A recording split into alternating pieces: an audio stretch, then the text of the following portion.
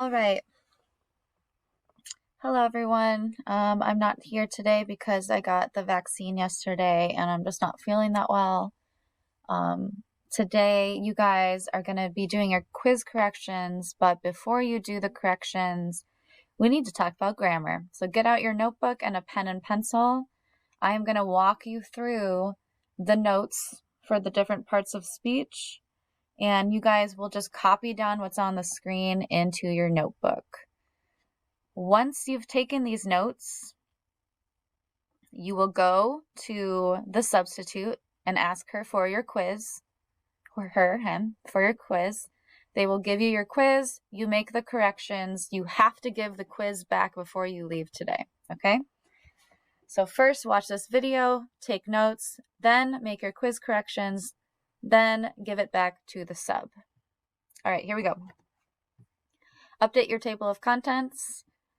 Today, we are talking about parts of speech. You're going to need probably 2 pages. As we are working through this video, I'm not going to stay for like a full minute on each slide. So just hit pause as you go. So if I'm moving too fast, just hit pause and copy down things on the screen. So once you've updated your table of contents, you can go to the page that you've set up. Here is the title, Parts of Speech. How do different types of words function in a sentence, with the date at the top? Again, I'm going to move quickly through the slides, but you have the power to hit pause. So hit pause while you're writing if you need to. The very first part of speech that we're going to talk about is a verb. I guess let me explain what parts of speech is first. A part of speech is what different words do in the English language. So some words show action, some words show description, some words show emotion, but every word in the English language and every language has a job to do, and the parts of speech is all of their separate jobs. So when we talk about verbs and nouns and adjectives, that's what we're talking about. What words do what in the English language, okay? The first part of speech we're going to talk about is a verb. A verb describes an action or experience. Some examples of verbs are run, fly, write, listen, is, am, and was. These 3 are tricky because the ones before it, you can definitely see are actions. Someone is running, you can see them running. Someone is flying, writing, listening. Those are all actions, things that you do. When we get to these more strange verbs like is, am, was, were, all of those, they're called copular verbs. But these ones are still verbs. Even though you can't like see someone ising or amming or wasing, that still shows an experience. I am here. He was there. She is nearby. All of these show actions of these people experiencing or existing. Some examples. You can just write one of these sentences. Just write one. Maji listened to music while she took notes. In this sentence, the word listened and took are the action words, so these are verbs. Andrea ran to school because she was late. Andrea ran, running is the verb. Was, it's one of those tricky ones, but was is a verb because it's the experience. She was late. Again, pause this if you need to. We're going to move to the next one. Noun. A noun, this is like probably the most common, easiest part of speech that you will recognize. And a noun is a person, place, thing, or idea. Some examples of nouns are house, paper, pen, student, love, hate, aloofness, man, woman. There are millions and billions and millions and billions of nouns. The ones that are a little bit trickier are the ones that you can't like pick up or touch. You can touch a house, You can touch a piece of paper and a pen. You could touch a student, though I don't recommend it because that sounds inappropriate. But can you touch love? Can you touch hate? Can you touch aloofness? No, you can't. But they are still ideas or things. So they're still nouns. For example, Fenil logged into his Chromebook. The Chromebook is his computer. He can pick it up. It's a thing. Hector was a very dear friend, according to Andrea. So thank Andrea, Hector, for this one. In this sentence, friend is the noun because a friend is a person. The Chromebook is a thing. Next. Adjective. An adjective describes a noun. Remember, a noun is a person, place, thing, or idea, but an adjective describes the noun. It gives us more information about the person or the place or the thing. So some examples of adjectives are small, tall, red, loud, ugly, incredulous, annoying, vacant. These are all different descriptive words, and they all describe nouns. For example, Marilyn always finished her work early because she is so smart. The word smart is an adjective because it's describing a person, Marilyn. Marilyn always feels really bored after rushing through her work. Both of these sentences are true, Marilyn, and you know it. So bored is a descriptive word of a person. Again, Marilyn, the word bored describes Marilyn, so that makes it an adjective. Adverb. This is one that is probably like the first one that's a little more advanced. But it's important that you guys know this, and a lot of our vocabulary words tend to be adverbs. So pay attention to this one. And just to remind you, you should be writing all of these things down in your notebook, just in case you didn't know. So an adverb describes a verb. Just like an adjective describes a noun, an adverb describes a verb, or how something is done. Here's a little hint. A lot of times an adverb ends with ly. So if you're looking at words on the vocabulary quiz and you can't remember what part of speech a certain word is, if it has an ly at the end, excuse me, I'm tired. If it has an ly at the end, it's most likely an adverb because it shows how something is done.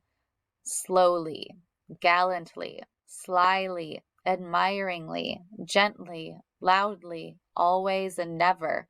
These ones don't end in ly, but they do show when and how something is done. Examples. Miss Perez frantically gets her lessons ready. So yesterday you came in and you sat there for like 5 minutes because my lesson was not completed yet. This is an experience you guys will come to understand very well, as I am a very frantic person. So you walked into class and I was frantically trying to get prepared.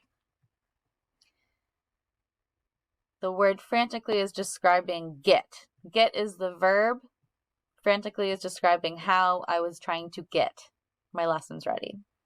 Lakshmi kindly smiles at me every day. This is so true. She has a beautiful smile. So the action word here, the verb, is smiles. It's something that she does with her face. The adverb is the word kindly because it describes how she is smiling. It could say Lakshmi obnoxiously smiles, or Lakshmi secretly smiles, or Lakshmi slyly smiles. Any word that describes how the verb is done is an adverb. Pronoun. You guys might hear this a lot, like people saying, respect my pronoun and what pronouns they prefer. So you might hear this a lot more lately than probably like 10 years ago. But a pronoun is any word that replaces a name. Some examples are she, we, he, us, they. Oh, I put he twice. Her, my, and it. There are more. There are more pronouns than this, but this is just a good number of them. These words, these pronouns replace people's names and names of things and places. For example, Sai felt very sleepy. He yawned repeatedly. The word he replaces Sai's name. That is a pronoun. Otherwise, we would have to say Sai felt very sleepy. Sai yawned repeatedly. We would have to say his name every time.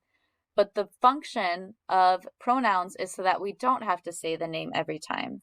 It's a word that replaces this person's name, but is still talking about the same person.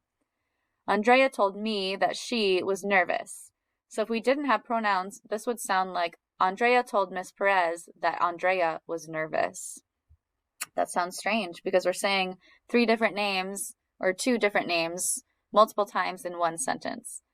Because we have pronouns, it makes it a little bit shorter and a little bit more clear. Andrea told me that she was nervous, replacing the names. Preposition. Prepositions show the position of something.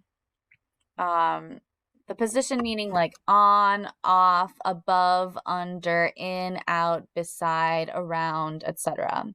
The position of something, where something is. For example, Madhu likes to sit in the sun and relax. I don't know if that's something that you like to do, Madhu, but I think everyone likes to sit in the sun and relax.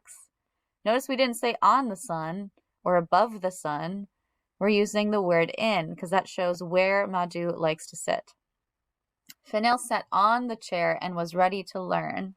Fennel always looks ready to learn, and I really appreciate it. He sits on the chair. This is showing the position of Fennel. This is showing the position of Madhu. Prepositions show the position of whatever noun you're talking about in your sentence. Conjunction. Conjunctions connect words, phrases, or clauses. This one's a little bit more hard to explain, but you have seen these words so many times before. For, and, nor, but, or, yet, so. These are all of the conjunctions that exist.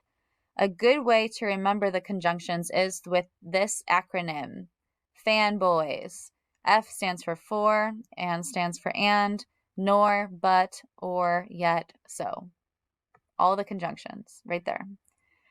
Example, Carla likes to work online, but not in class. And I don't know if you really don't like to work in class, Carla, but I've never seen you work in class, so this is just my example. The word but here is the conjunction because it's connecting these 2 ideas. Carla is a good student and a good friend. I'm sure that this is true. The word and here is connecting these 2 ideas of Carla and what she is. Interjection. Expresses strong emotion and is almost always followed by a question mark or an exclamation point. Examples, wow, oh my god, whoa. For example, whoa, Dulce looks so pretty in her quinceañera dress. And she does, you guys. I saw the picture. It is amazing. Here's another one. Oh my god, she tripped when she tried to dance. Hopefully this doesn't happen to you, Dulce, but things that you say when you're experiencing strong emotions are interjections.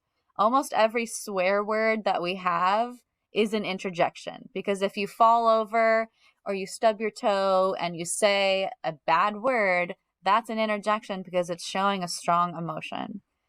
Almost all interjections are followed by exclamation points. Some tips to remember. Adverbs describe verbs, right? Verb, verb. So the word quickly is describing the verb run. How did they run? They ran quickly. This is easy to remember because they both have the word verb in it. Adjectives describe nouns. It would be easier if it says like add noun but it doesn't, right? So adjectives describe nouns. So for the example, ornery horse, an adjective is describing the noun of horse. Conjunctions connect. They both have the same sound in the beginning. Prepositions show positions. Interjections interrupt. INT, INT. A noun will always have an article before it. A, an, and the. This word will always be in front of a noun. And then look here at all these different labels for all of these words. Every single word has a job, and here's what they do.